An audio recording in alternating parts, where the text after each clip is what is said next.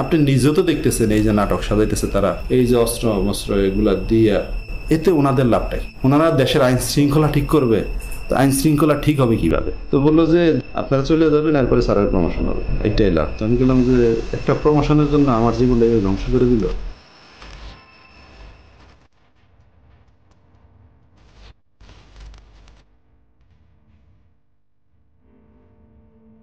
If we didn't have that commission, probably it will be just a storytelling. Nobody will believe, somebody will say yes, somebody will say no. Now they have concrete proof, and now they will go to the justice. 400 অভিযোগ পেয়েছে মাত্র 13 কার্য দিবসে। যারা গুমের শিকার victim এবং তাদের পরিবাররা প্রায় 1800-র উপরে আমাদের কাছে তাদের কমপ্লেন সাবমিট করেছে। সারা বাংলাদেশের বিভিন্ন পেশাজীবী, বিভিন্ন শ্রেণী পেশার, বিভিন্ন বয়সের, বিভিন্ন জায়গার, এবং তাদের মধ্যে অনেকেরই রাজনৈতিক পরিচয় আছে। কারো কারো ক্ষেত্রে হয়তো রাজনৈতিক পরিচয় ওইভাবে নেই, কিন্তু তাদেরকে জঙ্গি ট্যাগ লাগিয়ে দেওয়া হয়েছে। সব ধরনের মানুষ ছিলেন ভুক্তভোগী। দিনমজুর ভুক্তভোগী আসেন আমাদের কাছে, অত্যন্ত ধনী ভুক্তভোগী আসেন, কলেজ পড়ুয়া ছাত্র আসেন, যেমন তেমন নারী ভুক্তভোগীও আছে। এমনকি 10 বছরের কম বয়সী ভুক্তভোগীও আমাদের কাছে আসেন। আমি শুধু আমাদের বনাসের আম্মু যখন বোরকা পরতো তখন আম্মুকে একটা কালো কালার টুপি পরাইতো আর একটা হাত করা পরাইতো। মাঝে মাঝে আমাকে নিয়ে যেত, তুই একদিন নিয়ে গেছে, বাকি সময় আমাকে রেখেই গেছে। গুমের সাথে আসলে বাংলাদেশের প্রত্যেকটা বাহিনী জড়িত বলা চলে। সেক্ষেত্রে প্রধানত আমরা যাদেরকে নাম নিতে পারি তাদের মধ্যে হচ্ছে rapid action battalion, Bangladesh police তো আছেই, detective branch of police, CTTC, DGFI, NSI, এগুলো প্রধানত তারা এই গুমের সাথে জড়িত ছিল। কমিশন গঠন হওয়ার পরে মানুষের যেমন প্রত্যাশা ছিল, আমরা নিজেরাও প্রত্যাশা করতাম, আমরা আশাবাদী ছিলাম যে সমস্ত ঘটনার পুঙ্খানুপুঙ্খ আমরা বের করব। এই যে একটা অপরাধ সংগঠিত হয়েছে, যে অপরাধটা স্বাভাবিক কোনো অপরাধ না, যে অপরাধটা একটা পরিকল্পনার ভিত্তিতে রাষ্ট্র কর্তৃক সংগঠিত হয়েছে।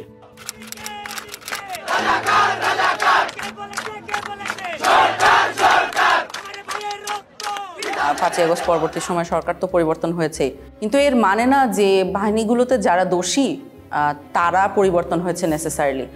স্পেশালি প্রথম দিকে সবই তো একই মানুষ ছিলেন, এবং ওনারা জানতেন এবং সঠিকভাবেই জানতেন যে আমরা যদি একজন বন্দীকে কোনো একটা স্পেসিফিক বন্দিশালায় লোকেটেড করে ফেলি, অর্থাৎ সে ওই জায়গায় ছিল এটা নিশ্চিতভাবে বলতে পারি, তাহলে তার বন্দিত্বের জন্য দায়ী কে তা ইমিডিয়েটলি বলা সম্ভব। কারণ ওই বন্দিশালার চাবিটা কার হাতে ছিল, কোন বাহিনীর কন্ট্রোলে ছিল, সেই বাহিনীর ঊর্ধ্বতন কর্মকর্তারা দোষী। এই ব্যাপারটা যেমন ওনারাও বুঝতে পেরেছেন, আমরাও বুঝতে পেরেছি। এ কারণে 5ই আগস্ট পরবর্তী অত্যন্ত দ্রুততার সাথে প্রচণ্ড লেভেলে এভিডেন্স ডিস্ট্রাকশন হয়। Destruction of evidence is itself a criminal offense. Just মনকে মন কাগজ পুরানো হয় সব জায়গায়, ডিজিএফআই বলেন, র্যাব ইন্টেলিজেন্স বলেন, এনএসআই বলেন, সব জায়গায় এভিডেন্স পুরানো হয়।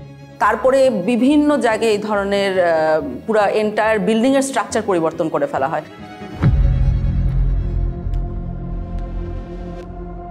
ব্যারিস্টার আরমান জি জবানবন্দিটা দিয়েছিলেন, সেখানে আমরা দেখেছিলাম যে অন্য বন্দীদের সাথে, অর্থাৎ যেমন ব্রিগেডিয়ার আজমি বা মাইকেল চাকমা যারা ছিলেন ডিজিএফআইয়ের হাতে, তাদের জবানবন্দির সাথে খানিকটা পার্থক্য ছিল।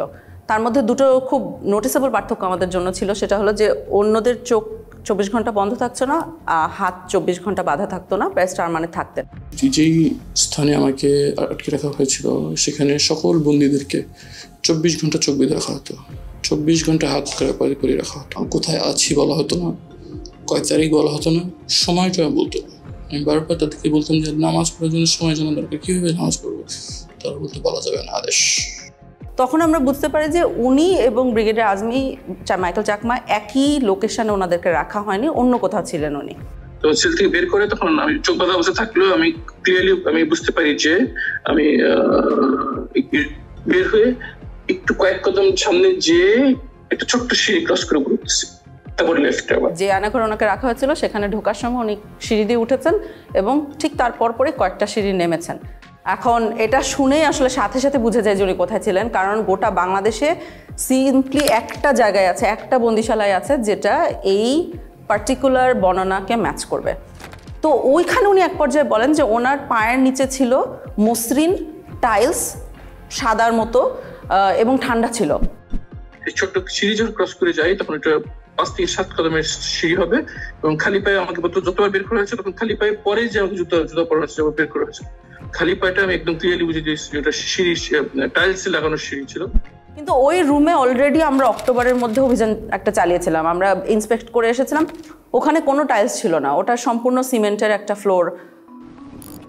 সো আমরা কর্মকর্তাদের ডেকে অফিসারদের ডেকে জিজ্ঞেস করা শুরু করি যে টাইলস কই। একটা সিঁড়ির পাশে যখন এই মার্কটা থাকে, what does it indicate do you think?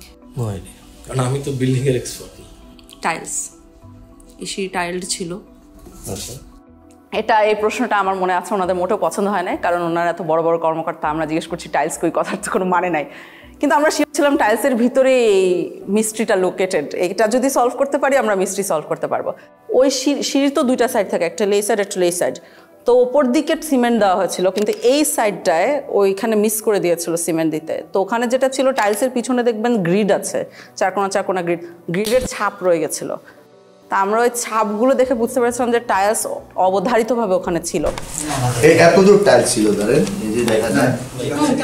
Barrister আরমানকে আমরা ছবি আঁকতে বলেছিলাম যে আপনি আঁকেন তো, যে আপনার চোখ বন্ধ ঠিক আছে, কিন্তু সিঁড়ি দিয়ে নেমে আপনি কোন দিকে যান। তো উনি একটা ছবি এঁকে দিয়েছিলেন সুন্দর করে, যে সোজা যে বাইরে গেলেই সেলে ঢোকা যায়। এখন আমরাও সোজা যে বাইরে ঢোকা যায় না, কোথাও দেয়ালের সাথে ধাক্কা লাগে। ওইখানকার যখন ছবি ব্যারিস্টার আরমানকে দেওয়া হয় তখন ব্যারিস্টার আরমান বলেন যে এখানে কি কিছু হয়েছে দেয়ালটা মানে কি জানি একটা তারতম্য আছে, এরকম একটা উনি ইন্ডিকেশন করেন।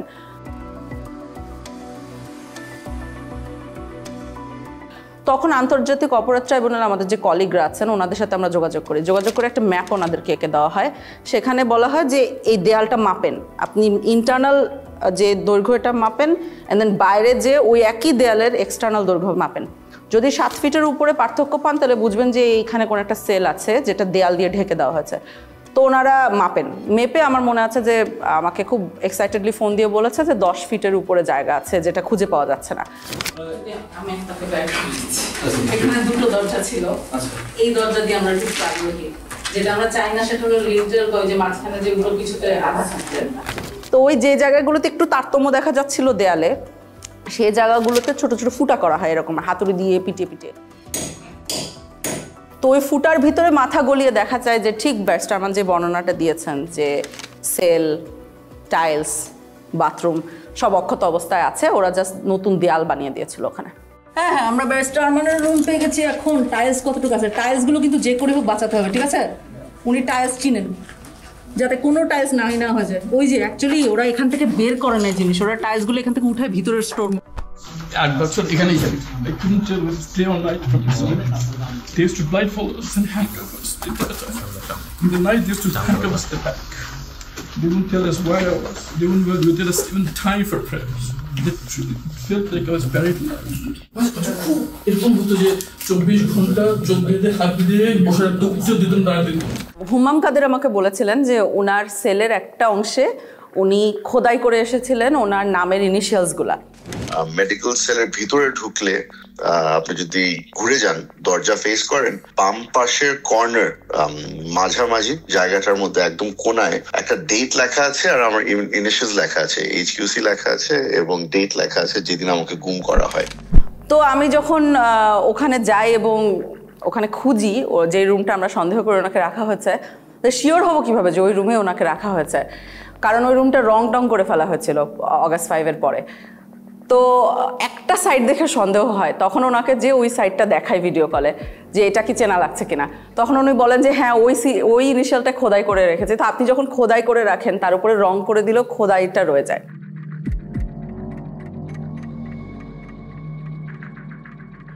বিগত সময়ে যেটা 2009 থেকে 2024-এর 5ই অগস্ট পর্যন্ত আওয়ামী লীগ শাসন আমলে যেটা হয়েছে, আমরা দেখেছি তারা সবসময় একটা বয়ান দিত যে বাংলাদেশে কখনোই গুম হয় নাই।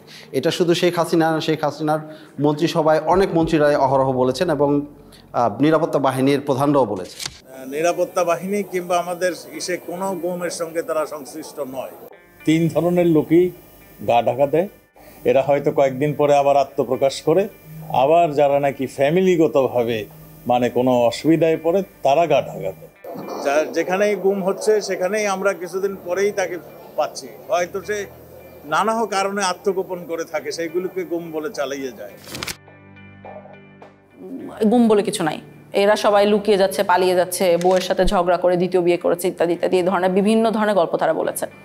গুম হওয়ার পরে যখন গুমের শিকার ব্যক্তির পরিবারের সদস্যরা থানায় যেতেন জিডি করার জন্য, যে তার স্বজনকে খুঁজে পাচ্ছে না বা হারিয়ে গেছে বা তুলে নিয়ে গেছে, এইটার ক্ষেত্রে যখন জুডি করতে যেতেন কোনো বাহিনীর কথা উল্লেখ করতেন, থানা থেকে তাদেরকে বিতাড়িত করা হতো। আমার জিডি আমার আপু, আম্মু, আমার স্ত্রী সবাই থেকে জিডি ওই এবং ওই বাড়িওয়ালারা তারা প্রথম থানাতে গেছিল, থানাতে জিডি নেয়নি। যদি কখনো মিসিং ডায়েরি নিত সেক্ষেত্রে পুলিশ নিজেরা লিখে দিত যে সে বাড়ি থেকে বেরিয়েছে, এরপরে আর ফেরত আসে নাই। আর কখনো যদি কোনো বাহিনীর কথা উল্লেখ করতো সে জিডি কখনো নিত না।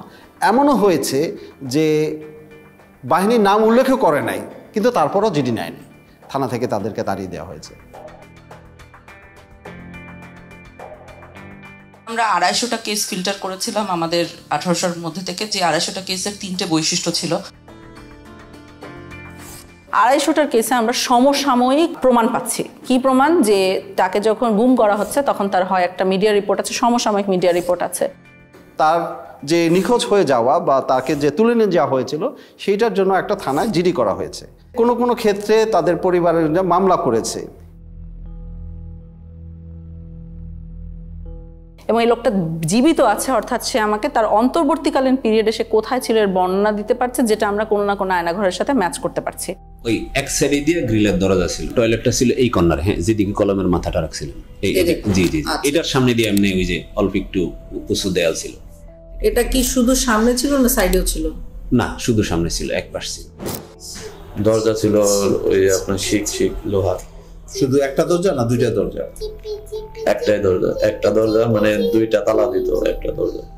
সিঁড়ি বয়ে আমাকে ওঠানো হয়, সিঁড়ি বয়ে ওঠানো হওয়ার পরে একটা সাদা ফ্লোরে আমার মানে সমান একটা ফ্লোরে রাখতে দেওয়া হয়, বুঝতে পারি টাইলস, খোপের মানে কাপড়ের দরজা ছিল। ওই খোপটা বেশি উঁচু ছিল না, আমার এতটুকু হবে প্রায় একটুকু। আচ্ছা, আমি আপনাকে একটা ভিডিও দেখাই, দেখি চিনতে পারেন কিনা। জি জি, খোপে খোপ এটা হচ্ছে সেই সবুজ কাপড়ের, হ্যাঁ সবুজ কাপড়, আমি তো বললাম আপনাকে মেকশিফট যে ফ্রেমটা। জি হ্যাঁ হ্যাঁ, ভেতরে একজন দাঁড়ায় আছে। হ্যাঁ আমি তো বললাম এই পর্যন্ত, আমি তো আগেই বললাম তার ভেতরে শুয়ে থাকা যাবে। এবং তাকে যখন প্রডিউস করা হচ্ছে তখন তার বিরুদ্ধে একটা মামলা দিয়ে প্রডিউস করা হচ্ছে, অর্থাৎ কোনো একটা নিরাপত্তা বাহিনী মেনে নিচ্ছে যে তাদের হেফাজতে এই লোকটা আছে। প্রত্যেককেই কিন্তু একাধিক মামলায় দেওয়া হয়েছিল এবং অলমোস্ট সবার বিরুদ্ধেই জঙ্গি বিরোধী যে তকমাটা লাগানো হয়েছিল এবং সন্ত্রাস দমন আইনে মামলা দেওয়া হয়েছিল। এতে যেটা হচ্ছে যে এই কেসগুলো হয়ে গেছে সেসব কেস যেখানে দুই সাইডে প্রমাণ আছে। সে যখন নাই হয়ে যাচ্ছে সেটার সমসাময়িক প্রমাণ আছে, সে যখন রিপেয়ার করছে সমসাময়িক প্রমাণ আছে, এবং তার মধ্যবর্তী যে জায়গাটাতে ছিল সেটার বর্ণনা কোথাও ম্যাচ করা যাচ্ছে। অনেক ক্ষেত্রে দেখাচ্ছে একজন বন্দী আরেকজন বন্দীকে দেখছে বা তার গলার স্বর শুনতে পারছে বা তার পরিচয় জানতে পারছে গুম অবস্থায়, তখন তার একজনের সাক্ষী হয়ে যাচ্ছে। এই দিক থেকে মানে দ্বিতীয় বা তৃতীয় নাম্বার ছেলে একটা ছেলে ছিল, ও হচ্ছে যে একটু যতটুকু মনে হলো মানসিক সমস্যা ছিল, প্রচুর কান্নাকাটি করতো আর চুলটা পাল্টা বকাঝকা করতো। 16 বছরের ছেলে, অনেক কান্নাকাটি করতো। তারপরে আমরা তাকে খুঁজে বের করেছি, পরবর্তীতে একটা সাইকেলের দোকানে সে কাজ করছিল এবং মানসিক ভারসাম্য লুজ করেছে। মনে রাখবেন ওই ছেলেটাকে আমরা কেন খুঁজে পেয়েছিলাম, কাজ তার চারপাশের বন্দিরা, 2 বছরের বন্দিরা আমাদেরকে এসে বারবার করে বলতো ওখানে একটা ছেলে অনেক কাঁদতো, আমাদের কেস সলভ করার আগে ওই ছেলেটাকে খুঁজে বের করেন, আমাদেরকে জানান ওই ছেলেটার কি হয়েছে, বেঁচে আছে কিনা। বেশ কয়েকজনকে পাই যারা সবাই রেকগনাইজ করতে পারছে যে ছেলেটা আছে কিন্তু জানি না কোথায় আছে, জানি না কোথায় আছে, এইভাবে করে চলতে থাকে আনটিল একজন বলে। ওই ছেলেটাকে পরবর্তীতে আমি জেলে দেখছিলাম, তোর আবার হচ্ছে যে এরকম হাতে সবগুলো হাতে মোটামুটি ছিল আপনার কেটে ফেললে বা নখ উঠাই ফেললে টাইপ এরকম থাকে না, ওই টাইপের মানে একদম ফাটা ফাটা সবগুলো ছিল আর কি। তখন কাশিমপুর জেলের কোথায় দেখেছে, কাশিমপুর জেলে পাগলা সেলে দেখেছে। তখন আমরা পাগলা সেলের রেজিস্ট্রি বার করি। সমস্যা হয়েছে যে ওই সময় পাগলা সেলের রেজিস্ট্রি তো অনেকের নাম ছিল, আর এই ছেলের নাম আমাদের জানা ছিল না, তো আমাদের কিছুই লাভ হয় নাই। তো আরও একজন লোক এসেছিল একবার, একদম শেষে যার সাথে কথা হয়েছে, আমি জানি না তাকে কেন বলেছিলাম, ওনার আসলে জানার কথা ছিল না, উনি একই বাহিনীর হাতে ছিল না, উনি আরেকটা বাহিনীর হাত থেকে উনি কাশিমপুরে গিয়েছিলেন। তখন সে বলে আমি তাকে আরেকবার দেখেছি গত বছর। তখন আমরা বলি যে আপনি কি আবার খুঁজে বের করতে পারবেন কিনা দোকানটা। ভদ্রলোক খুবই ভালো, উনি আসলেই খুঁজে বের করে তখন ওই ছেলে এবং ছেলের বাবাকে নিয়ে আসেন। থানা থেকে খবর আসলো, তখন ওখানে যে ওকে কেমন দেখেছেন? আমরা দুইটা এই ফায়ের নোক আর হাতের নোক ছিল না ওই সময়, দূরে থেকে দেখছি তো ছিলই না। একবার ভরাট দিয়েছিলাম, পড়াই করতে না বলতে পারি না। ওকে কি মানসিকভাবে সুস্থ মনে হচ্ছিল? না, মানসিকভাবে সুস্থ আসছিল না। ওইখানে আপনার যে ডগ দেখছিলাম, মানে কথা আমি একটা জিজ্ঞেস আরেকটা উত্তর দিছিল। আমি যে জিজ্ঞেস খাওয়া দাওয়া করছো, তুমি কোন সময় আইছো? এখন ছেলেটাকে যদি আপনি জিজ্ঞেস করেন যে তুমি কেমন ছিলে ওখানে, হ্যাঁ, ও কিন্তু দেখবেন ওর ওয়ে অফ কোপিং, এটা আমাদের কাছে লক্ষণীয়। যে কিছু মানুষ কোপ করছে আল্লাহকে স্মরণ করে, কিছু মানুষ পরিবারকে স্মরণ করে, ওর ওয়ে অফ কোপিং ছিল ভুলে যাওয়া। ও বলেছে আমার কিছু হয় নাই।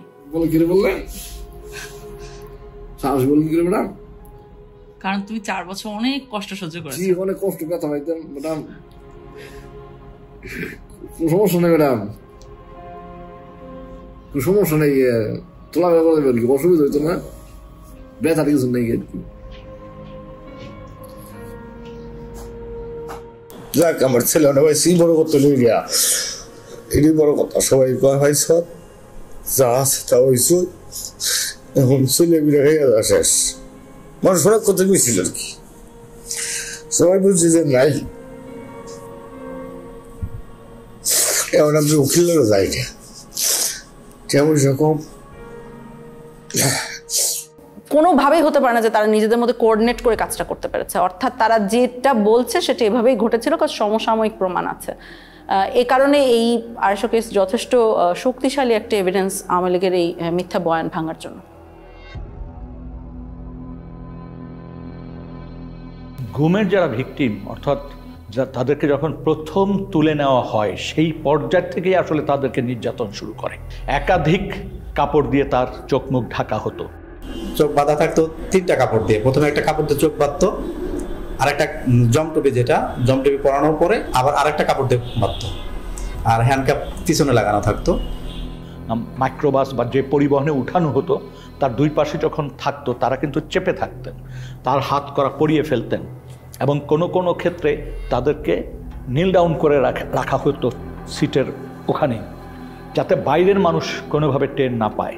গান বাজনা বাজানো হতো যাতে কেউ ধারণা না করতে পারে যে এই গাড়িতে কাউকে তুলে নেওয়া হচ্ছে।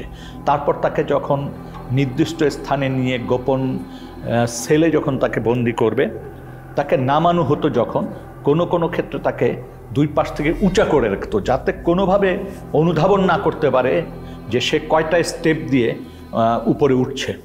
প্রত্যেকটা গোপনশালায় আসলে অত্যন্ত ভয়ানক, এবং আপনি যদি দেখেন যে গোপন বন্দিশালার সাইজগুলো, দৈর্ঘ্য প্রস্থ, এখানে মানুষকে রাখাটাই হচ্ছে টর্চারের শামিল। এইখানে যারা আসে এখানে আসে, এখান থেকে লোক নিয়ে যায়। কোথাও যদি ট্রান্সপোর্ট করে যে ঢাকা থেকে লোক নিয়ে অন্য কোথাও পাঠাবে, এখান থেকে 4 জন 2 জন এখান থেকে নিয়ে, আমি এরকম একবার 3 জন লোক নিয়ে এসে ট্রান্সপোর্ট করছি কর্মীতে লতে। একবার গেট দিয়ে ডুবে সাথে হাতের বাম পাশে, না হাতের ডান পাশে রাখে। আমি যদি একদিকে ডুবে হাতের ডান পাশে। সাইজ কি সেলগুলোর? স্যার টয়লেট টাইপ স্যার, বুঝিয়ে বলুন। টয়লেট স্যার, মানে একটা টয়লেটের দৈর্ঘ্য প্রস্থ 3 ফিট বাই 8 ফিট স্যার, এরকম লম্বা, লোহার গেট লাগানো স্যার, সাইকেল লাগানো। Look at how tiny this room is, and it's still divided into 7 different cells. Look, I'll just come into this one to show you how small it is. I'm about 5 feet 4 inches tall, and I can stand up straight in this particular one, but I cannot extend my arms all the way out. But if you go just next door to this one over here, take a look. I cannot stand up straight. I cannot extend my arms. And imagine that people spent weeks, months, or even years in these cells. পাশে কোনো স্থানে তাকে নেওয়া হতো যেখানে জিজ্ঞাসাবাদ করার জন্য নানান ধরনের যন্ত্রপাতি ব্যবহার করা হতো। দেখা গেছে 8-10টা সেল আছে, তার সাথে একটা জিজ্ঞাসাবাদের ব্যবস্থা বা একটা রুম আছে। সেই রুমে যখন তাকে নেওয়া হতো, 2-1টি বাক্য বিনিময় করার পরই তাকে মারধর শুরু করে দিত। আর যখন মারতো, বেশি মারবে, তখন এই হাত পিছনে দিয়ে রাখতো, আর আমার এই কনুইগুলো 2 হাঁটু এগুলাতে খুব জোরে জোরে মারতো। এই মোটা পুলিশের হাতে যে মোটা লাঠিগুলো থাকে, এগুলো দিয়ে, এবং এক পর্যায়ে আমাকে বলল যে তোর হাড় থেকে মাংস আলাদা করে ফেলবো। কোনো কোনো বন্দিশালার ভিতরেই টয়লেট, যেখানে তাদেরকে ঘুমাতে হতো রাতে, সেই জায়গায় তারা ঘুমাতে পারতো না। তার কারণ হচ্ছে কমোড থাকতো, ওই কমোডের উপরেই তাদের পা রেখে ঘুমাতে হতো। আমাকে ওখান থেকে টর্চার করে দুইজনে কাঁধে করে ধরে একটা সংকীর্ণ একটা বাথরুমে বললে চলে, আমি 5 ফুট 8 ইঞ্চি পা লম্বা করলে আমার হাঁটু পর্যন্ত বাথরুমের ভিতরে চলে যায়, মানে এতটা সংকীর্ণ জায়গা। কিছু সেল ছিল এত ন্যারো, সেখানে বন্দি শুতেও পারতো না, জাস্ট পা গুটিয়ে কোনো মতে ওখানে থাকতো। যেটা সাইজ ছিল 3.5 ফিট বাই 4 ফিট এরকম সাইজের। নিয়ে যাওয়ার পরে যেখানে আমাকে নিয়ে গেল সেটা হলো একটা ছোট একটা সেল। ছোট সেল বলতে 3.5 ফিট পাশে, আর লম্বা হলো আপনার 4 ফিটের থেকে একটু বড়। অর্থাৎ আমি সেজদা দিলে মাথায় লেগে যেত, আবার রুকু দিতে গেলে পিছনের সাইড লেগে যেত গ্রিলের সাথে, এরকম একটা অবস্থা ছিল। যারা বন্দি ছিল ওই বন্দিশালায় থাকাটাই হচ্ছে দুঃসহ মানসিক যন্ত্রণার একটা বিষয়। আমাকে ওই রকম একটা ফ্লোরের সাথে এরকম করে হাত দিয়ে এরকম করে আস্তে আস্তে বাড়ি দিতে হতো।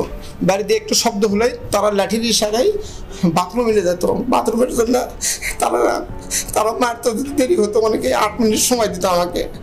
8 মিনিটের বেশি হতো আমাকে বিলম্ব দিত, মারতো, আবার লাঠির ইশারা দিত, অনেক বকাবকি করতো। এক ধরনের যন্ত্র ব্যবহার করতে হতো, যে হাতের শিকল দিয়ে ওই যন্ত্রের সাথে আংটা পরিয়ে দিয়ে মেশিন চালু করলে তাকে আস্তে আস্তে ছাদের দিকে ঝুলিয়ে ফেলা হতো। এই ঝুলন্ত অবস্থায় ঘন্টার পর ঘন্টা রাখার ঘটনা আমরা শুনেছি, এমনকি মানে 24 ঘন্টার কথাও আমরা অনেক ক্ষেত্রে পেয়েছি। আমাকে ওই ফ্যান লটকায় এরকম একটি এর মধ্যে গামছা দিয়ে এরকম প্রায় 15 দিনের মতো ঝুলিয়ে রাখছে। শুধু আমি টয়লেট এবং নামাজ এই দুইটা আর খাবার সময় আমাকে ছাড়া রাখতো, আর এইরকমভাবে সবসময় ঝুলিয়ে রাখছে।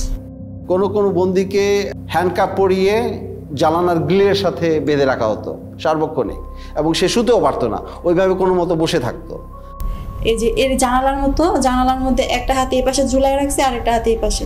এই 5 দিনের মধ্যে 3 দিন এইভাবে আমাকে লকআপের সঙ্গে ঝুলাই রাখা হয়। শুধু একটাই দোষ ছিল, আমি বলছি আমি নিকাব খুলবো না, আমি পর্দা করি। যেখানে হ্যান্ডকাপ পরা হয়েছে সেখানে কেটে গেছে, রক্ত পড়েছে, তারপরও কিন্তু তাকে নামানো হয়নি, বরং ওখানে পিটানো হতো এবং নানান কথা জিজ্ঞাসাবাদ করা হতো।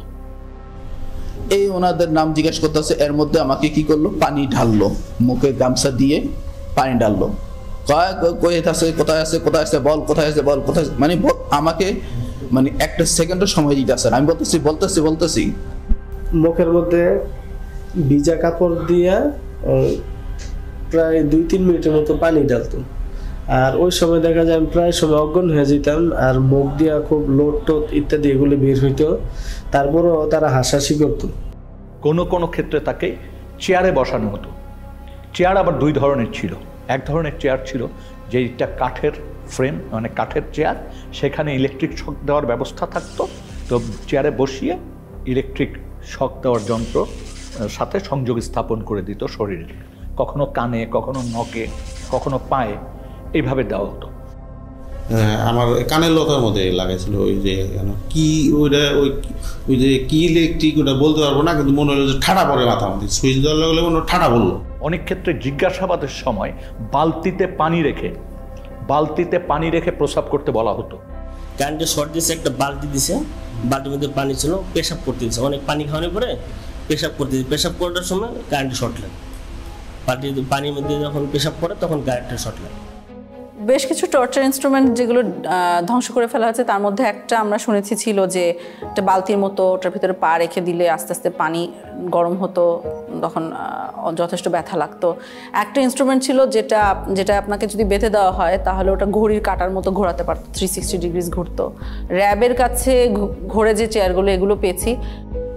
স্বাভাবিক একটা চেয়ারে বসানোর পরে আমাকে ওই হুইল চেয়ারের মতো যেমন পা রাখা যায় ওরকম পাদানি আছে, পাদানের উপরে পা রাখার পরে পা থেকে মাথা পর্যন্ত অনেকগুলো বেল লাগায়। তো পা এইগুলো যখন করছে তখন আমাকে কিছুক্ষণ ঘোরানো হয়েছে। একটা পেয়েছি আমরা কিন্তু ময়লার আবর্জনার ভিতরে, মানে ওটাকে ফেলে দেওয়ার জন্যই রাখা হয়েছিল, আমরা যে ওইখানে খুঁজে খুঁজে বের করে এনেছি। কোনো ক্ষেত্রে নখকে বিচ্ছিন্ন করে ফেলা হতো। কোনো কোনো ক্ষেত্রে সুই ঢুকানো হতো, এবং কারো কারো ক্ষেত্রে সম্পূর্ণ উলঙ্গ করে ঝুলিয়ে রাখা হতো। মাথা নিচের দিক পা উপর দিক দিয়ে ঝুলে, আর আমার শরীরে কোনো পোশাক রাখে নাই তখন, একেবারে উইদাউট ড্রেস। আচ্ছা, তারপরে এলো পাতায় আমাকে দুইজনে একসঙ্গে পিড়াতে থাকে। দুই হাতে বাঁধতো, বাঁধার পরে এমনি বসায়া এই যে এই জায়গাটা লাঠি ঢুকাইতো, লাঠি বড় একটা লাঠি ঢুকাইতো, লাঠি ঢুকায় লাঠিটা আমরা দইরা এই যে দুইটা চেয়ার নিত, এই দুইটা চেয়ারের উপরে আমরা ঝুলাইতো, আমাদেরকে পিড়াইতো। তারা গান গাইতো, এক এক সময় মমতাজের গান গাইতো যে বুকটা ফাইটা যায়, এই কথা গান, আবার তুই তো পাগল হে, এই গান কইতো আর পিড়াইতো। এবং আমি একটি ক্ষেত্রে জানতে পেরেছি যে তাকে উলঙ্গ করে একজন নারীর সামনে উপস্থাপন করা হয়েছে।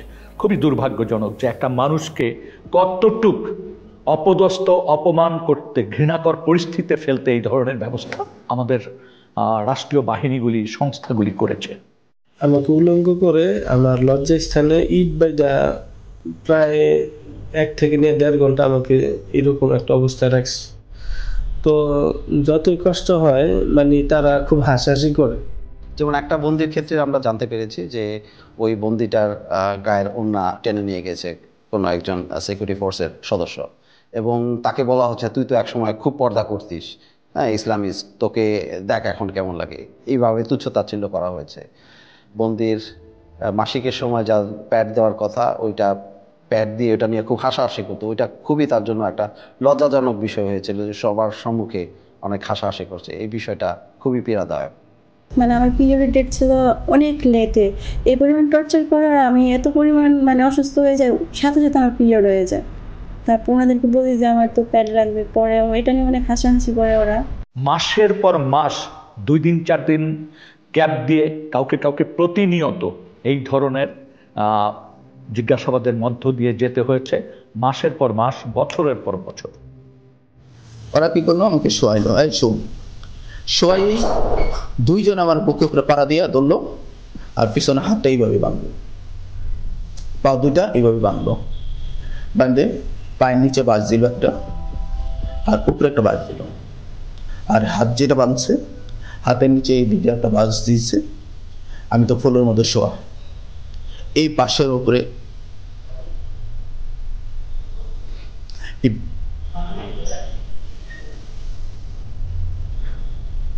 বাঁশের উপরে আমাকে 4-5 জন দাঁড়াই গেছে। তখন আমার মানে ভিতর থেকে মানে আমি আর কোনো কিছু বলতে পারতেছি না, শুধু একটাই প্রশ্ন করতেছে, তোর বাড়িতে কে কে থাকে, তোর বাড়িতে কে কে থাকে। এবং আমরা দেখি এই জিনিসগুলো মানুষের ভিতরে অনেক বড় ভয় রেখে দেয় অনেক দিনের জন্য।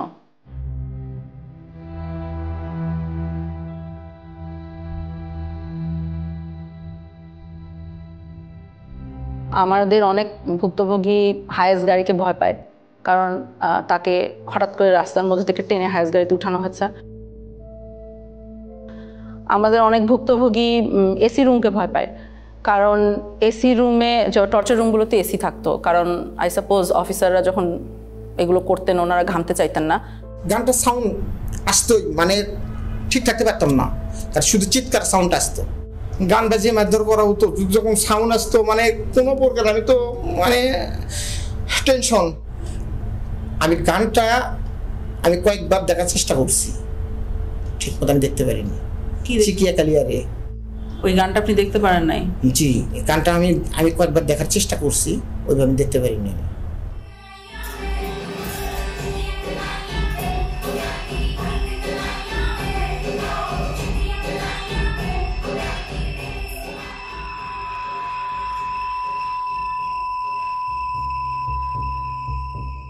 প্রসাবের জন্য আমরা এরকম বাইরেতে হইতো ফ্লোরে, এখানে টাক দিলে আমরা আসবো। প্রসাবে ধরছে মিউজিক ছেড়ে দিছি, ওই আওয়াজও তাদের কাছে পৌঁছায় না, মিউজিকের সাথে তো ওটা হারায় যায়, ওই সাউন্ড তো আর পাবে না। এরকম কিছু প্রসাব পায়খানা করে দিয়েছে আমার সামনে, আবার এটা আমরাই পরিষ্কার করতেছি, তারা দিয়ে যে করে তারা দিয়ে পরিষ্কার করে। সে আল্লাহর কাছে বলতে যে আল্লাহ আমার মেরে ফেললেই ভালো, এই কষ্ট দেওয়ার দরকার কি। এই মানুষগুলো কিন্তু যারা বেরিয়ে এসছেন জীবন নিয়ে, তারা কিন্তু এটা ভুলতে পারেন নাই। তারা এখনো গভীর রাতে ঘুম ভেঙে যায়, তাদের চিৎকার করেন, এই ট্রমার থেকে কিন্তু এখনো বেরিয়ে আসেনি। বাথরুমে একটা নতুন লাক্স সাবান ছিল। হ্যাঁ, এখন ওই লাক্স সাবানের স্মেল আসলে আমার মাথায় কাজ করে না। আমি লাক্স সাবানের ওই স্মেলটা যদি কেউ আমার সঙ্গে গোল করবে, আমার আমি ভিতরে অস্থিরতা চলে আসে, আতঙ্কগ্রস্ত হয়ে যায়। আর শুধু যে তারা বেরিয়ে আসে নাই তা না, এই সমাজটাও কিন্তু এক ধরনের ভীতিকর ভয়ার্ত পরিবেশের মধ্যে একটা ভয় সমাজের ভিতর কিন্তু প্রবাহিত। আওয়ামী লীগের শাসন আমলে আমরা যেটা দেখেছি মূলত হচ্ছে বিরোধী রাজনৈতিক দলকে দমন করার জন্য এই গুমকে একটা হাতিয়ার হিসেবে ব্যবহার করা হয়েছে, এবং সেক্ষেত্রে তাদের প্রধান টার্গেট ছিল বিএনপি, জামাতে ইসলামী এবং ইসলামী ছাত্র শিবিরের নেতাকর্মীরা।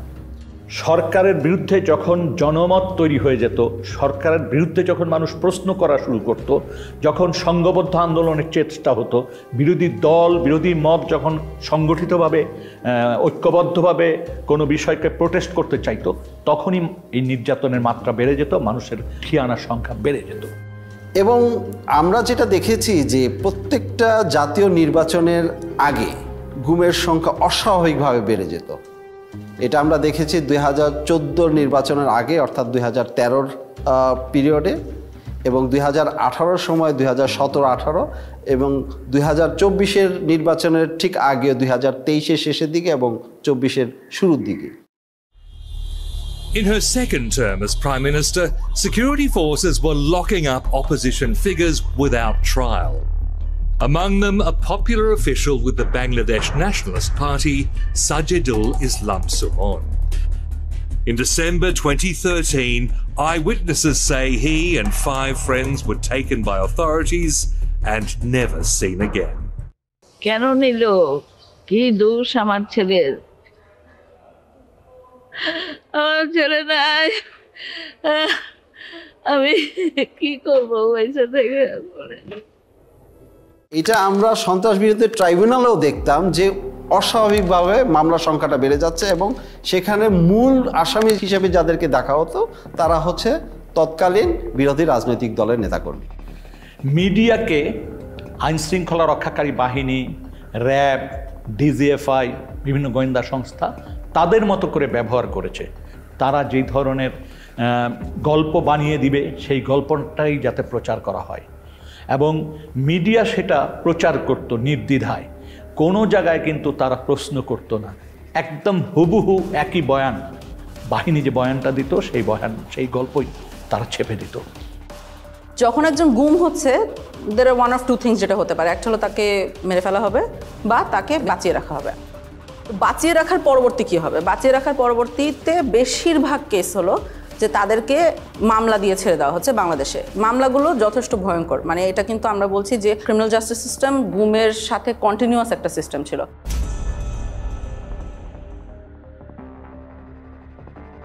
ছাড়ার জিনিসটাকে সেটাকে লিগেলাইজ করার জন্য, অর্থাৎ তাকে একটা বেআইনি কাস্টডি থেকে একটা আইনি কাস্টডিতে নেওয়ার জন্য একটা মামলা মোকদ্দমা দরকার। সেই কাজটা করতে গিয়ে অনেক মিথ্যা মামলা মোকদ্দমা তাদেরকে জড়িত করে দেওয়া হতো। প্রত্যেকের ক্ষেত্রে একাধিক মামলা দেওয়া হয়েছে, তার মধ্যে একটা মামলা প্রত্যেকের ক্ষেত্রে কমন, সেটা হচ্ছে সন্ত্রাস বিরোধী আইনে মামলা দেওয়া এবং জঙ্গি তকমা দিয়ে দেওয়া, এবং প্রত্যেকটা ভিক্টিমের ক্ষেত্রে তাদেরকে দেখা হচ্ছে তাদের কোনো রাজনৈতিক পরিচয় আছে কিনা। তো বলছে তারেক রহমানের অ্যাকাউন্ট ডিটেল বলেন, কোন কোন জায়গায় তার টাকা থাকে। আমি বলছি ভাই আমি জানি না, I don't know, I simply don't know. তো বলছে ম্যাডাম জিয়ার টাকা কোথায় দিয়েছেন, কোথায় রাখে? আমি বলছি আমি জানি না। তখন আবার দিল, আমার 2টা নিক্যাপ তারা দিল, তারপর ফেলে রাখলো। ইভেন সম্পৃক্ততা না থাকলেও যদি দাড়ি টুপি পরে মসজিদে যায়, মাদ্রাসায় যায়, বা এগুলো সম্পৃক্ততার কারণে কিন্তু এই মামলাগুলো দেওয়া হয়েছে। তুই তোর জামাতের তুই শিবিরের কোন পদ আসাস, তুই কী করো? সেই সে বলছি যে আমি একসময় ছাত্র শিবির করতাম, এখন আমি করি না।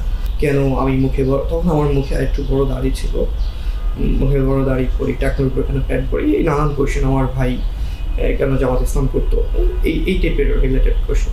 ফাঁকে ফাঁকে উনি খুবই বাজে বৃষ্টিভাবে কথায় কথায় গালি দিতে এসেছিল, জঙ্গি, রাজাকারের বাচ্চা, এই রাজাকারের বাচ্চা বেশি বলতেছিল। আপনি তাকে কিছু ভুয়া মামলা দিচ্ছেন, আমরা যেটাকে বলছি কিছু প্যাকেজ কেস দিচ্ছেন, অ্যান্টি টেররিজম অ্যাক্টে দিচ্ছেন, arms act, explosives act, digital security act, এইসবের আন্ডারে মামলা দিয়ে দিচ্ছেন, দেওয়ার পরে তাকে অনেকদিন জেল খাটতে হচ্ছে, এরকম একটা সিস্টেম আছে। 4-5টা মামলায় একই ধরনের ভাষায় ব্যবহার করা হয়েছে এবং ভার্বেটিম ওয়ার্ড ফর ওয়ার্ড। যদি এইভাবে হয় 4-5টা, তাহলে বুঝতে হবে this cases are all manufactured cases. দুটো মামলার আপনার ল্যাঙ্গুয়েজ একরকম হইতে পারে না, কিছু হইতে পারে গোপন তথ্যের ভিত্তিতে, this much acting on a secret information, the raiding party went to the place of occurrence and arrested the accused, এটা হতে পারে। কিন্তু বাইকগুলো তো মিলার কথা না, ঘটনার স্থল, ঘটনার তারিখ এবং কিভাবে ঘটনা ঘটেছিল, এগুলো তো আপনার মিলার কথা না। বিশেষ করে সন্ত্রাস বিরোধী আইনে যে মামলা, জঙ্গি ট্যাগ দিয়ে জঙ্গি বানানো, এইটাই কিন্তু প্রথমতই তাকে হিউমিলেট করছে। সমাজ থেকে কিন্তু তাকে প্রথমে বিচ্ছিন্ন করা দেওয়া হলো, পরিবার থেকে প্রথমে বিচ্ছিন্ন করে দেওয়া হলো, এবং তার প্রতিবেশী সবাই কিন্তু তাকে ভিন্ন চোখে দেখে। এই ছেলেটা জঙ্গি, আমরা তো জানতাম না, এটা জঙ্গি পরিবারের সন্তান। তাদের মধ্যে একটা ফোবিয়া ছড়াই গেছিল যে এই আপার সাথে হয়তো যোগাযোগ করলে আমরাও অ্যারেস্ট হতে পারি, আর এই মেয়েটার সাথে যোগাযোগ হলে আমরাও অ্যারেস্ট হতে পারি। এটার জন্য আমরাও নিজেদেরকে গুটাই নিয়েছিলাম যে কি দরকার যদি কারো ক্ষতি হয়। বাংলাদেশে জঙ্গি নাই এই কথাটা বলা যাবে না, জঙ্গি ছিল, জঙ্গি এখনও আছে। কিন্তু প্রশ্নটা হচ্ছে যেইভাবে এটাকে ফুলিয়ে ফাঁপিয়ে দেখা হচ্ছে, যেটা প্রোটেক্ট করা হচ্ছে, এইটার খুবই একটা ক্ষুদ্র অংশ হয়তো বাংলাদেশে জঙ্গি আছে। তৎকালীন যে সরকার ক্ষমতায় পাকাপোক্তভাবে টিকে থাকার জন্য এই ওয়ার অন টেররের যেই ন্যারেটিভ, এইটাকে জিয়ে রাখার জন্য এটা তারা চালিয়েছে। Killed by the BNP Jamaat, you know that BNP Jamaat is a terrorist party. They always go for terrorism and nepotism and corruption. I have to prove credibility, right? To whom? To whom? A terrorist party, a terrorist organization. No. এই মামলাগুলো তো বছরকে বছর চলছে, এবং এই মামলার হাজিরা দিতে দিতে তাদের যে অর্থনৈতিকভাবে পঙ্গু হয়ে যাচ্ছে প্রত্যেকটা ফ্যামিলি। এবং আমরা একটা জরিপ করেছি যে মিনিমাম খরচ হয়েছে 7 লাখ টাকার মতো, তাদের হাজিরা থেকে শুরু করে এই মামলা পরিচালনার সব খরচ। অনেক ফ্যামিলি তাদের জমি জমা, তারপরে হচ্ছে বাড়িঘর পর্যন্ত বিক্রি করে দিয়েছে এই মামলা থেকে পরিত্রাণ পাওয়ার জন্য, কিন্তু মামলাগুলো ঝুলছে। প্রায় 3 লাখ টাকার মতো খরচ হয়েছে জামিনের পেছনে, আসা যাওয়ায়, গাড়ি ভাড়া, এটা হচ্ছে নিড একটা কস্ট। তারপর তো অন্যান্য জায়গায় এখানে টাকা খাওয়াইছে, ওইখানে টাকা খাওয়াইছে, বাড়িতে পুলিশ গিয়েছে কয়েকদিন পর পর, ডিবি থেকে লোক গিয়েছে, ওরা গিয়ে বসে থাকছে, তো বিভিন্ন ধরনের কথাবার্তা বলছে, ওদেরকে টাকা দেওয়া লাগছে, টাকা পয়সা না নিয়ে কেউ কখনো আসে নাই, থানায় টাকা দেওয়া লাগছে, বিভিন্ন সময় বিভিন্ন জায়গা থেকে সংস্থার লোক গেছে, ওরা টাকা খাইছে, অনেক টাকা পয়সা খরচ হয়েছে 16 সালেও। এখানে একটা দুঃখজনক বিষয় হচ্ছে যে অনেক ক্ষেত্রে দেখা যায় মামলাগুলো ভুয়া প্রমাণিত হওয়ার পরে তাকে বেকসুর খালাস করে দিয়েছে, কিন্তু তাকে যে এই যে 4 বছর বা 5 বছর যে সে কারাগারে বন্দী ছিল, এটা তাকে কে ফিরিয়ে দেবে?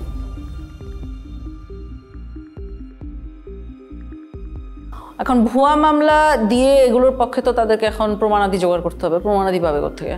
হ্যাঁ, এটা একটা তো তাদের জন্য সমস্যা। তো ওখানে একটা বেশ well developed systematic torture regime ছিল আসলে। এই টর্চার করে কনফেশন আদায় করা হতো, স্বীকারোক্তি আদায় করা হতো। আমাকে লাস্ট এটাই চাইতেছে আব্দুল মুমিন আমি স্বীকার করতাম, মানে আপনার পরিচয় বদলানো। হ্যাঁ, পরিচয় বদলাম। তো আমি আব্দুল মুমিন স্বীকার করে নিছি। করে নেওয়ার পরে এই যে এখন বাসডলা দিয়ে লাস্টে বলতেছে তোর নাম আব্দুল মুমিন, আর তোর বাপ যদি জিজ্ঞেস করে, কথা জিজ্ঞেস করে বলবি যে আমি বাবার সাথে রাগ করে তাবলিগে চলে গেছিলাম, তাবলিগের কিছু জিনিসপত্র আছে এই ব্যাগের মধ্যে, এই ব্যাগটা নিয়ে তুই চলে যাবি, ওরা ছেড়ে দিয়ে আসো। যেহেতু সব ম্যাজিস্ট্রেট এক না, কিছু কিছু ভালো ম্যাজিস্ট্রেটও আছে, তাই কিছু ম্যাজিস্ট্রেট আবার থাকতো খারাপ, এবং সবাই জানতো তারা মানে কারা, যারা এগুলো মেনে নেবে, এই ধরনের ফোর্সড স্বীকারোক্তি বা গুম হওয়া সত্ত্বেও জিনিসটাকে কগনিসেন্সে না নেওয়া। তো ওই সব মানুষদের সামনেই যাওয়া হতো, ওদের সামনেই এদেরকে প্রডিউস করা হতো, তারা ফোর্স স্বীকারোক্তি মেনে নিত। না, আমি বলছি না, আমি 160 আমার মাইরে ফেলাইতো, আমি 160 করতে 160 দিলে আমার ফাঁসি হয়ে যাবে, আমি তো এগুলো কোনো কিছুর সাথেই নাই। আপনারা যা বলতেছেন আমি এগুলো কিছুই জানি না, সব সাজায় আপনারা দিচ্ছেন। তখন আমারও ওই আয়ু বলতেছে, ওই প্রথম দিন আমাকে যখন, এটা আপনাকে কি বলবো, মানে প্রথম দিন আমাকে যখন ওয়াটার বোর্ডিং দিয়েছে, তখন আমার মানে আমি প্রসব করে দিয়েছিলাম আর কি। তো ওই জিনিসটা ও আবার আমাকে রিমাইন্ড করে দিচ্ছে যে তোরে যে মনে নাই তোরে যে তুই যে প্রস্তাব করে দিয়েছিস রিসিলি মেয়েদের লগে আজকে কিন্তু আবার সেইভাবে মারতে যা টানায় পিড়ামো, কিন্তু তুই যা বলি সেইভাবে কর। করে নিয়ে আসছে, করে নিয়ে আইসা বলতেছে এমন একজন জাজের কাছে নিয়ে আসছে, আইসা বলতেছে ও 164 দিতে চায় না, অনেক চেষ্টা করছি দিতে চায় না। পরে বলে যে আবার সেই কোর্টের যে জাজ বলতেছে ও এখনো দাঁড়ায় আছে কিভাবে, এটারে কেমন 164 দেয় না, এটা তো দাঁড়ায় আছে সুস্থ আছে, 164 দেওয়ার জন্য কিছু মশলাপাতি খরচ করতে হবে না। A GUM or enforced disappearance is a violation of human rights. So the judges as a whole should be sensitized about the human rights, about the various human rights instruments and the violation of those human rights. Magistrate সাহেব উনি ডাক দিয়ে বললেন যে আপনাদের আসামি তো করতেছে না, কি বলে বালকরূপ স্বীকারোক্তি দিচ্ছে না। একটা এগ্রিজিয়াস কেস আমাকে যেটা খুব ডিস্টার্ব করেছে সেটা হলো যে সে আমাকে বর্ণনা করছিল যে ম্যাজিস্ট্রেটকে যে বলেছে যে প্লিজ আমি এতদিন ঘুমছিলাম, আমি আসলে এটার সাথে জড়িত না। হ্যাঁ, অনেক সাহস করে এটা সে ম্যাজিস্ট্রেটকে বলেছিল। ম্যাজিস্ট্রেট তখন যে পুলিশ সাথে নিয়ে গিয়েছিল, পুলিশকে ডেকে বলেছে এই যে দেখেন কি বলছে, তখন তাকে বাইরে নিয়ে যাওয়া হয়। সিএম কোর্টের বারান্দায় এটা সময় 8 তলা বা 9 তলায় কিছুক্ষণ আমাকে মারধর করলো। আমার এখানে আমাদের দাগ আছে মনে হয়, এটা ওরা আমাকে মাথাটা ধরে স্যার ওই গ্রিলের মধ্যে এটাতে বাড়ি মারতে ধরছে, তখন আমার হাতে হ্যান্ডকাপ ছিল, তো আমি মাথাটা বাঁচানোর জন্য আমি এটা যখন আনছি তখন আমার এখানে পড়ছে, তাই আমি নিচে ফেলে পাড়াইলো, কিছুক্ষণ মারলো, অনেক চিৎকার চেঁচামেচি করতেছিলাম, কারণ আমি হচ্ছে কেউ তো আসলো। যখন চিৎকার চেঁচামেচি করতেছি তখন ম্যাজিস্ট্রেট আবার আয়কে ডাকে পাঠাইছে যে এত আওয়াজ করতেছেন কেন। আর মানে কি বলবো, এটা অবিশ্বাস্য বিষয়। আমি প্রশাসনকে কাছ থেকে দেখছি আর আমি অবাক হয়েছি যে আসলে পুরোটাই এটা system. Most of the judges were at the beck and call of the high command of the then ruling party. That's why they did not dare to take any effective steps against the enforced disappearances of the victims or abduction of the victims, The judiciary must be proactive instead of reactive. The judiciary must come forward, protecting and promoting the human rights of the people through adjudication of disputes in a very bold and assertive manner. Boldness is an integral part of the personality of a judge. A weak person is not suited or suitable for the position of a judge. Judges must know how to deliver justice impartially, effectively, and in a neutral manner. কিছু মানুষকে বাঁচিয়ে রাখবে কিন্তু release করতে পারবে না বাংলাদেশে, নানাবিধ কারণ থাকতে পারে সেটার জন্য। তখন তাদেরকে আমরা দেখছি ইন্ডিয়াতে পার করে দেওয়া হয়। ইন্ডিয়াতে পার করার পদ্ধতিটা আমরা বুঝতে পেরেছি বন্দীদের সাথে কথা বলে, সিকিউরিটি ফোর্সের ভিতরে যে হুইসেল ব্লোয়াররা আছে তাদের সাথে কথা বলে, এবং অনেক সময় আমরা নথিপত্র মিলিয়ে দিন তারিখ চেক করেও ওগুলোকে কনফার্ম করেছি যে এভাবেই ঘটেছে। তোমার আম্মায় অনেক কান্নাকাটি করতেছে, এর জন্য অনেক সরাসরি হয়েছে, এর জন্য তোমাকে দেশে রাখা যাবে না, এর জন্য তোমাকে দেশের বাহিরে পাঠাবো আমরা।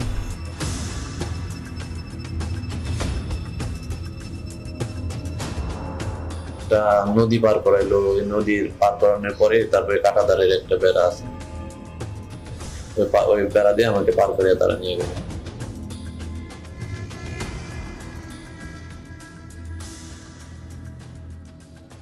ওইখানে নিয়ে 2টা লোক আইছিল হুমড়াই করে, বললো তোর পার করে দেব, তারপরে তুই ওই জায়গায় কতদিন থাকবি, আবার আমরা তো আবার ব্যাগ নিয়ে আসবো। ইন্ডিয়াতে নিয়ে যাওয়া হতো, আমাদের বাহিনী নিয়ে যেত 300-400 মিটার ইনটু দ্য বর্ডার, নিয়ে যেয়ে ওই বাহিনীর হাতে হ্যান্ড ওভার দিত। একটা বিশেষ ক্ষেত্রে আমরা দেখেছি যেখানে বন্দি এক্সচেঞ্জ হয়েছিল। ওরা আবার ওই দেশ থেকে কারা যেন আসছে স্যার, আপনার ওদের ইন্ডিয়ানরা আসছে, ওরা 2জনকে দিল, আমরা 2জনকে দিলাম। মানে ওরা 2জন বন্দিকে দিল, আপনাদের বন্দি 2জনকে ওদেরকে দিয়ে দিল। ইন্ডিয়া আমাদেরকে বন্দি দিয়েছিল, আমরা একজন বাংলাদেশি সিটিজেনকে দিয়েছি। আমার ধারণার সাথে মনে হয় আরেকজন ছিল যার পরিচয় আমরা এখনো বের করতে পারি না। অর্থাৎ আমরা 2জনকে দিয়েছি, একজনকে পেয়েছি। ওই 2জনের মধ্যে একজন বাংলাদেশি নাগরিক, সাথে মিষ্টিও দেওয়া হয়েছে। ওই বাহিনীও মানে ইন্ডিয়ান বাহিনীও মিষ্টি এনেছিল, আমাদের বাহিনীও মিষ্টি ছিল। বন্দি গিফট দেওয়ার সাথে সাথে মিষ্টিও গিফট এক্সচেঞ্জ করা হয়েছিল। এটা আমাকে নিরাপত্তা বাহিনীর যারা ওখানে জড়িত ছিল তারাও বলেছেন, বন্দি নিজেও চোখে দেখেছে এই ঘটনাটা ঘটতে। ইন্ডিয়াতে নেয়ার পরবর্তী কি হতো বন্দি আমরা সবসময় জানি না, অর্থাৎ কাদের কথা জানি না, আমরা জানি না ওখানে কাউকে মেরে ফেলা হতো কিনা, কারণ যারা মারা গেছেন তাদের খবর আমাদের পক্ষে বের করা এখনো পসিবল হয়নি। যাদেরকে হ্যান্ড ওভার করলো ওদেরকে নিয়ে আবার কি করলেন? ওদেরকে নিয়ে স্যার রাস্তায় দুজনকে স্যার ক্রস ফায়ার দিয়ে ফেলাই দিয়ে আসছে। তবে এটা অবশ্যই হতো যে ইন্ডিয়াতে যারা বাঁচিয়ে রাখা হতো ইন্ডিয়াতে তাদেরকে মামলা দেওয়া হতো, মানে অর্থাৎ ইন্ডিয়ান লিগাল সিস্টেমের ভিতরে তাদেরকে ঢুকিয়ে দেওয়া হতো। সো আনপাসপোর্ট মামলা বলবে, অর্থাৎ ট্রেসপাসিংয়ের জন্য কেস দেওয়া হতো। তখন ওনারা ইন্ডিয়াতে জেল খাটতেন, জেল খাটা পরবর্তীতে আবার ওনাদেরকে বাংলাদেশে পুশিং করা হতো। ভারতের কারাগারে যদি কেউ থাকে সেটার জন্য আমরা বাংলাদেশি বন্দী যারা আছে তাদের তালিকা চেয়েছি পররাষ্ট্র মন্ত্রণালয়ের মাধ্যমে ইন্ডিয়ান অথরিটিকে। কিন্তু সেক্ষেত্রে যে সমস্যাটা দেখা গেছে যে তালিকাটা দিয়েছে সেটা অসম্পূর্ণ, এবং আমরা যেই পিরিয়ডের তালিকা চেয়েছিলাম অর্থাৎ 2009 সাল থেকে 2024 সালের 5ই অগস্ট পর্যন্ত সেটা তালিকা পায় নাই। এই সম্পৃক্ততাটা ইন্ডিয়া এবং বাংলাদেশের যে ইল্লিগাল একটা সম্পর্ক, এটা আসলে খুবই ট্র্যাজিক, কারণ এরকম হওয়ার কথা না, হওয়া উচিত না, এবং আমাদের দেশের সার্বভৌমত্বের প্রশ্ন অবশ্যই চলে আসে। কিন্তু হয়েছে, গত 16 বছর এটা হয়েছে।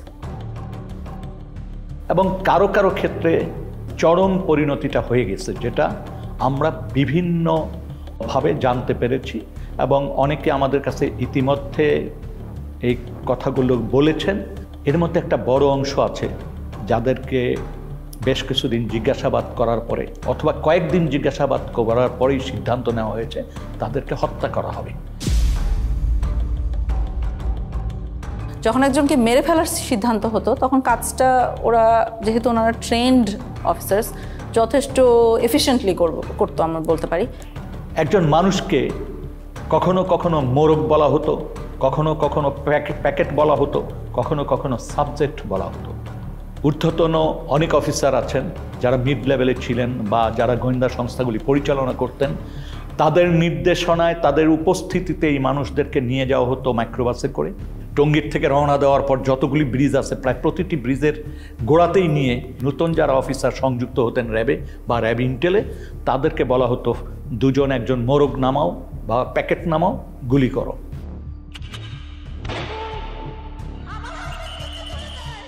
যখন ক্রসফায়ার বেশি সমস্যা হয়ে গেল আন্তর্জাতিকভাবে এবং জাতীয়ভাবে, যে এরা এটা নিতে পারতেছিল না আর এটা ক্রিটিসিজম, তখন ওরা বললো যে আরে আমরা বডি প্রডিউস করি কেন, নাই করে দিলি তো হয়, তাহলে তো কেউ বুঝবে না কি হয়েছে। তখন এইটাই মুভ করলো ওরা, এটা একটা ডিসিশন ছিল।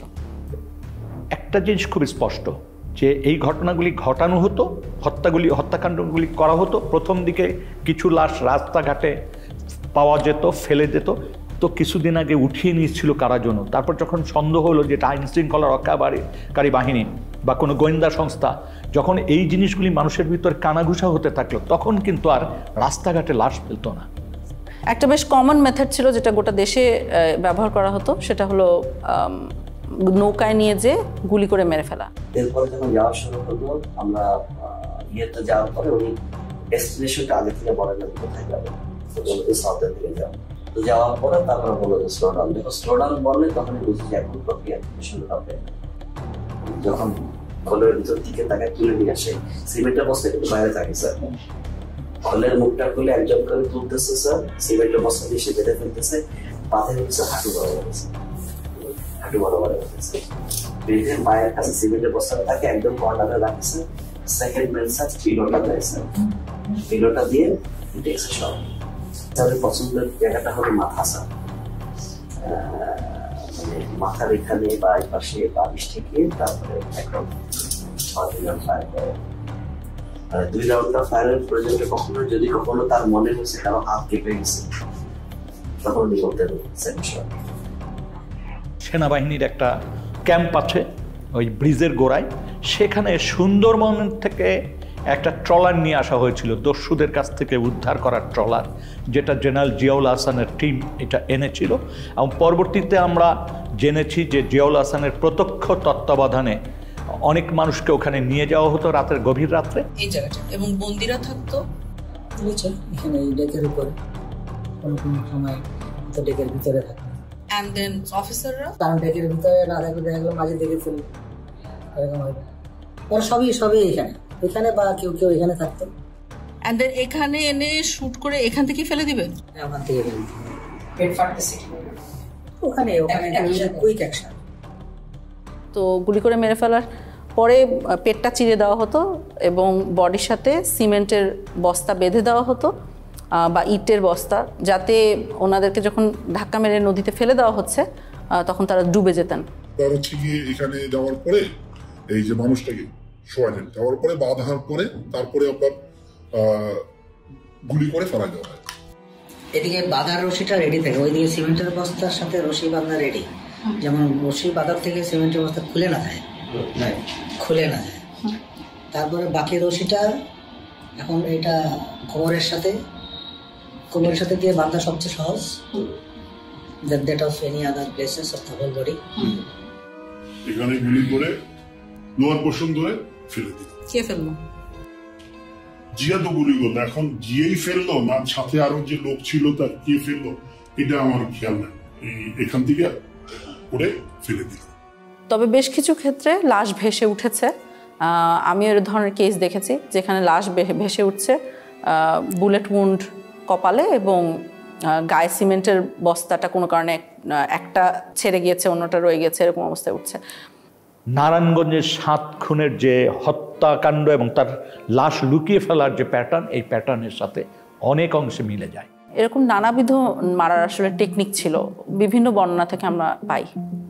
কোনো কোনো ক্ষেত্রে বিষ প্রয়োগ করেও হত্যা করা হয়েছে, ইনজেকশন দিয়ে মারা হতো, এটার বর্ণনা পেয়েছি আমরা যারা এটা নিজে চোখে দেখেছে।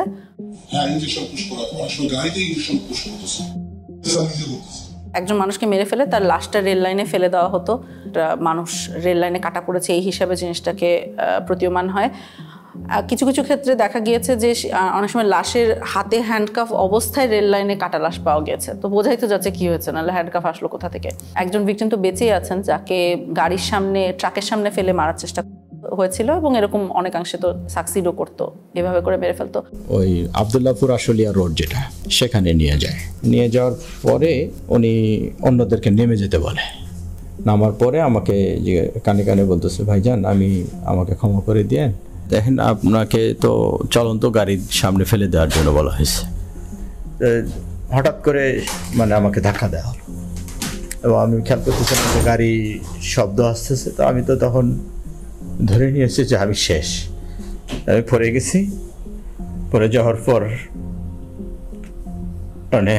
যাওয়ার পরেও দেখতেছি যে আমি বেঁচে আছি। আমার তুলে ধরে বলছে যে আপনি ভয় পাবেন না, আপনাকে তো আমরা রাস্তায় ফেলে দিয়েছি কিন্তু গাড়িটা পাশ দিয়ে চলে গেছে। তবে আমি টের পাইছিলাম যে গাড়িটা যখন জোরে খুব রানিং এ আসতেছে, আবার যখন ফেলে দিবে ব্রেক শক্ত করে ধরে পাল দিয়ে টা করে শব্দ হয় যেটা, ঠিক সেই শব্দটাই আমার কানে আসছে। আমাদের কাছে যারা মুখ খুলেছেন এটাই পূর্ণাঙ্গ তথ্য না, এর কয়েক গুণ সমাজে এখনও রয়েছেন যারা এখনও আস্থা বা সাহস পাচ্ছেন না এই বিষয়গুলি জনসমক্ষে তুলতে বা তারা অভিযোগ করতে। তারা মনে করে যে এমনিই তো আমরা মামলা মোকদ্দমার ভিতর দিয়ে আছি, তারপর আবার এইটা করতে যে আবার কোন ফ্যাসাদে পড়বো, আবার আমার কোন ভোগান্তি হবে। ওই ওপেনলি ওইভাবে সাক্ষাৎকার দিব না, কারণ ওটা এভিডেন্স থেকে যাবে। আমার আজ হোক কাল হোক আমার তো আসলে পরেরটাও চিন্তা করা লাগবে, ফ্যামিলি আছে। এমনি তো অত্যাচারের শিকার হয়েছি, গুম ছিলাম, মিথ্যা মামলা নিয়ে জেলে ছিলাম, এখনো স্টিল নাও হাজিরা দিচ্ছি। ওই 16 সালে গুম হওয়ার কনসিকুয়েন্স এখনো বিয়ার করতেছি। আমার ফ্যামিলি স্টিল নাও সাফারার, আমার ক্যারিয়ার ধ্বংস, সবকিছু হয়ে গেছে। তার মানে এখনো কিন্তু আমরা এমন একটা পরিবেশ নিশ্চিত করতে পারিনি যে পরিবেশে মানুষ ভয়হীনভাবে এসে রাষ্ট্রের কাছে বা রাষ্ট্রের সংস্থাগুলির কাছে এসে বলতে পারে যে আমার জীবনে এই ঘটনাগুলি ঘটেছে।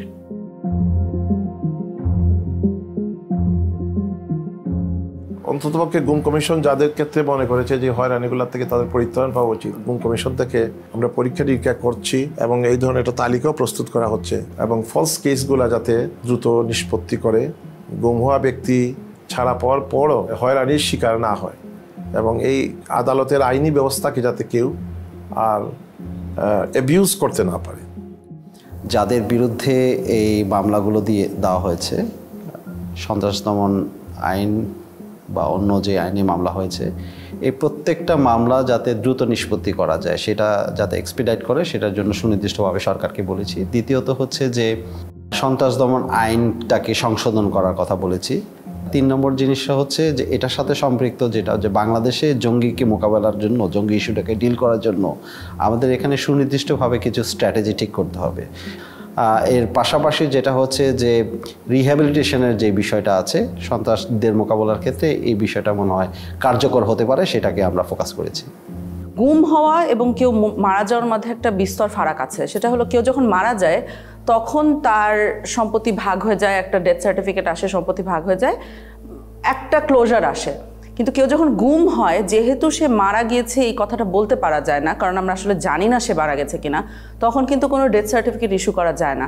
ডেথ সার্টিফিকেট ইস্যু না করার সাইড ইফেক্ট আপনি দেখেন, ধরেন ভদ্রলোকের ব্যাংক অ্যাকাউন্টে টাকা আছে বা তার সম্পত্তি আছে, কিছু ভাগ হওয়া সম্ভব না। সো পরিবারগুলো অলমোস্ট রাতারাতি পথে বসে যায়, দেখতে পারে যে ব্যাংক অ্যাকাউন্টে টাকা আছে, দেখতে পারে যে তার সম্পত্তি আছে, কিন্তু সে কিছু ব্যবহার করতে পারে না। সেই জন্য আমরা বর্তমান প্রচলিত আইনের বাহিরে আমরা মনে করি যে এমন একটা আইন করা দরকার যে আইনে কিছু ওভাররাইডিং ক্লজ থাকবে, যে দেশের প্রচলিত আইনের বাহিরে গিয়েও তাদেরকে যাতে একটা আইনগত সুযোগ দেওয়া যায়। যখন একজন মারা যান তখন তার বউ বিধবা হয়ে যান, এটার একটা প্রসেস আছে।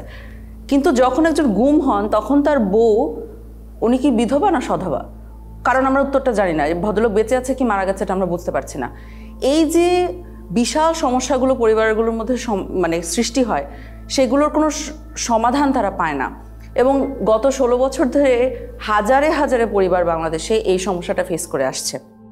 গুম হওয়া ব্যক্তির ডেথ সার্টিফিকেট ছাড়াই তাদের গুম হওয়ার যে একটা প্রত্যয়ন বা একটা ডিসঅ্যাপিয়ারেন্স সার্টিফিকেট প্রডিউস করে যাতে পরিবার পরিজন যাতে সম্পত্তি ইনহেরিট করতে পারে, সেই জন্য এই কমিশন থেকে কিছু আইন সংশোধনের সুপারিশ করা হয়েছে। অন্ততপক্ষে আর্থিক দুর্দশা কিছুটা হলেও লাঘব হবে। তবে এটা সত্য কথা যে গুম হওয়া ব্যক্তির অনুপস্থিতি বা গুম হওয়া ব্যক্তিকে উদ্ধার করে না দিতে পারলে অপূরণীয় ক্ষতি সেটা কোনো আইন দিয়ে বা তার সম্পত্তি দিয়ে বা সম্পত্তির অংশ দিয়ে সেটা পূরণ হওয়ার নয়।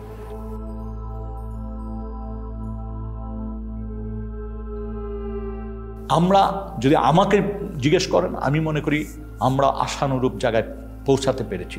কিন্তু তারপরও বলবো, এত সংখ্যা এবং এত গভীরে এই অপরাধ সংগঠিত হয়েছে, এটার জন্য সময় একটা বড় ফ্যাক্টর।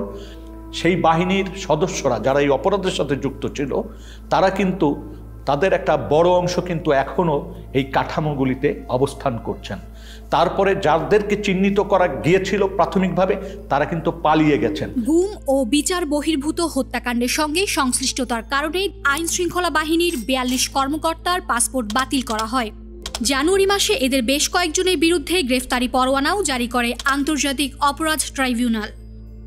যখন অ্যারেস্ট ওয়ারেন্ট বের হয় তখন কিন্তু তারা অনেকেই দেশে ছিলেন, কিন্তু পাসপোর্ট না থাকা সত্ত্বেও ওয়ারেন্ট বের হওয়ার পরপরই অনেক ঊর্ধ্বতন কর্মকর্তারা দেশ ছেড়ে পালিয়ে যায়। পালিয়ে যাওয়ার পরবর্তীতে এগুলোর এন্ড রেজাল্ট কি হবে? তো ধরেন আপনি বাংলাদেশ থেকে পালাচ্ছেন, মোস্ট লাইকলি আপনাকে ইন্ডিয়া যেতে হবে, কারণ ল্যান্ড বর্ডার আমাদের এসেনশিয়ালি ইন্ডিয়ার সাথে, মায়ানমারের যুদ্ধ হচ্ছে, সো ওনারা এইদিকেই যাবেন। কারণ আপনি যদি দেশের একজন গোয়েন্দা বাহিনীর প্রধান হয়ে থাকেন, কয়েকজন মিলে আপনি ইন্ডিয়াতে গেলেন, ইন্ডিয়া কি করবে ফার্স্টে? ইন্ডিয়া যেটা করবে হলো আপনাকে বসে আপনাকে ইন্টারোগেট করবে। এখন আপনি চিন্তা করেন যে বাংলাদেশের সকল সেন্সিটিভ তথ্য যাদের ভিতরে আছে তাদেরকে আমরা এসেনশিয়ালি ওনাদের হাতে তুলে দিচ্ছি, বা ওনারা ওনাদের হাতে নিজেরা সোপর্দ হচ্ছেন। এই যে এত বছর যারা গুম খুনের সাথে জড়িত ছিলেন, তারা তো আমরা যেটা বলছি অনেকেই বাহিনীগুলোতে আছে। ওনারা কি চাইবেন? ওনারা চাইবেন ভবিষ্যতে ওনাদের এই অপরাধগুলো যাতে রিভিলড না হয়। এখন আমরা তাদের অপরাধের কথা জানি আর না জানি, আমরা ধরে নিতে পারি এখন যে আমাদের শত্রুপক্ষের গোয়েন্দা বাহিনীগুলো ডেফিনেটলি জানে। তাহলে ভবিষ্যতে তাকে ব্ল্যাকমেল করতে কি লাগবে? শুধু বলতে হবে, এই তুমি যদি না করো এই কাজটা, তাহলে কিন্তু আমি তোমার পূর্ববর্তী গুম খুনের কথা আমি কিন্তু তোমার বউকে বলে দিব, খুব বেশি যেতে হবে, বা সোশ্যাল মিডিয়ায় ফাঁস করে দিব। তখন কি হবে? আপনি নিরাপত্তা বাহিনীগুলোর ভিতরে স্তরে স্তরে মানুষ রাখছেন যারা ব্ল্যাকমেলের ক্ষেত্রে ভালনারেবল। আপনি যদি জিনিসগুলোকে সামনে নিয়ে আসেন, যে জিনিসটা আপনি লুকিয়ে রাখছেন না, সেটা দিয়ে কিন্তু আপনাকে ব্ল্যাকমেল করা যায় না। তো আপনি জিনিসগুলো সামনে নিয়ে আসেন, আপনি গুম কমিশনের সাথে কথা বলে ফেলেন, তাহলে এই সমস্যাগুলো কিন্তু চলে যায়। এই অপশনটা না নেওয়াটা আমার কাছে বোকামি মনে হচ্ছে এবং দেশ বিরোধী একটা কাজ মনে হচ্ছে। এই প্রসেসের পিকে প্রাইম মিনিস্টার্স অফিস, অনেক সময় ওনার পক্ষ থেকে ডিফেন্স অ্যাডভাইজার ছিল, তো উনিও মাঝে মাঝে ইন্টারফেয়ার করতেন, কথা বলতেন, আদেশ নির্দেশও দিতেন। So out of the way I went to PM and requested her যে সালাউদ্দিন কাদের চৌধুরীর ফাঁসি হয়ে গেছে, তার ছেলেটাকে এটা করা হয়েছে, এটা খুব এটা দেখা উচিত, আমাদের ফ্যামিলিটা খুব broken and his relatives have request. আমি নিজে প্রিয়ামকে বলেছি, আমার সাথে মানে আমি 2বার ওনাকে বলেছি, এটা আমার নিশ্চিত মনে আছে। And her response was? ছেড়ে দিব না, মানে আমি দেখি কি করা যায়। অ্যাডভাইজারকে তুমি বলছো, আমি বলছি। এবং ওনার কি ক্ষমতা ছিল তখন ওটাকে সমাধান করার? অর্থাৎ ধরেন উনি চাইলে কেউ বের করে দিতে পারতো? পিএম চাইলে হবে না, মানে এটা উনি যা চাইবে তাই হবে।